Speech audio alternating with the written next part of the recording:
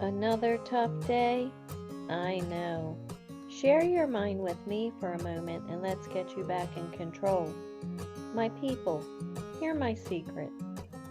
When dealing with an in-law, never look for tragic flaws. It's based on the words of Seneca in the book of Exodus. Everyone approaches courageously a danger which he has prepared himself to meet long before, and withstands even hardships if he has previously practiced how to meet them.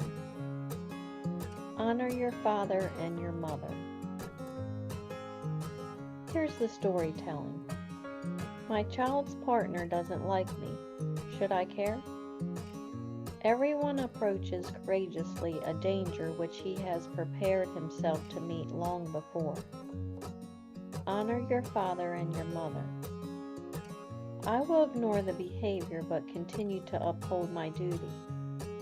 I realize that bridges, mending, and change will come with patience, with son-in-law or daughter-in-law.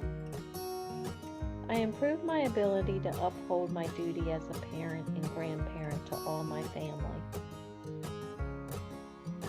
Ever feel when you're visiting your in-laws it's them against you?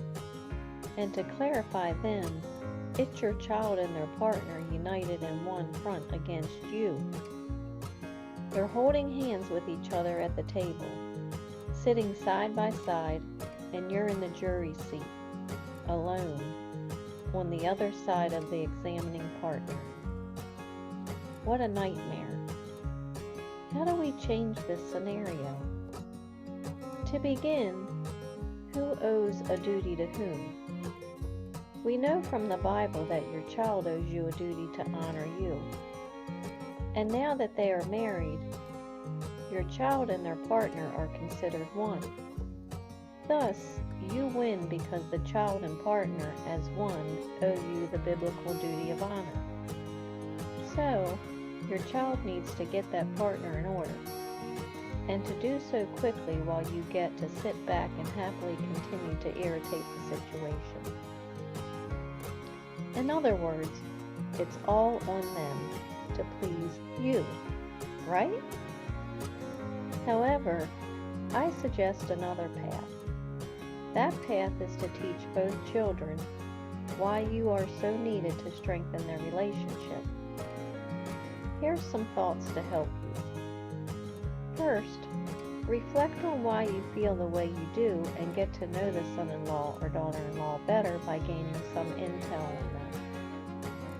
Why do you think they don't like you? With interaction, there's always two sides.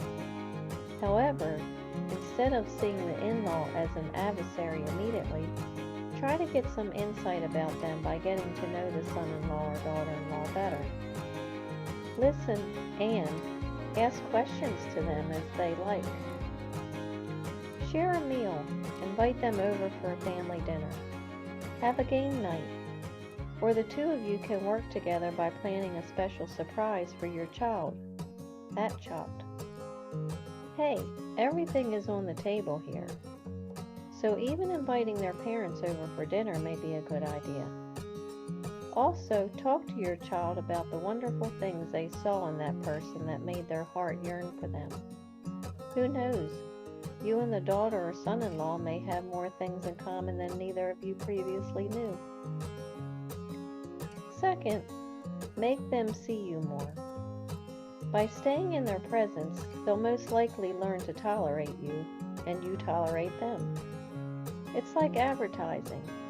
Any commercial you initially dislike on TV, you get accustomed to it over time and tolerate it.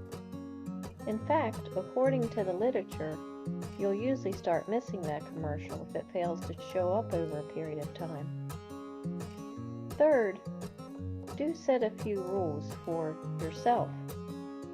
Always calling them before dropping by their place is a good example to set, for you visiting them as well as them visiting you. Fourth, remember that what happens behind closed doors stays behind closed doors. My mother taught me that one. So if you and the in-law have a knockdown drag-out, you never mention anything to anyone period.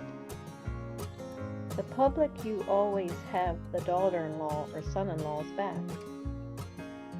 You may dislike them for the moment, but they're your family and you protect your family's reputation. And by the way, you'll be teaching them to have your back in public as well. Lastly, if they've got kids, be respectful of the rules set by your child and their partner for the grandkids when in the presence of your child or in-law.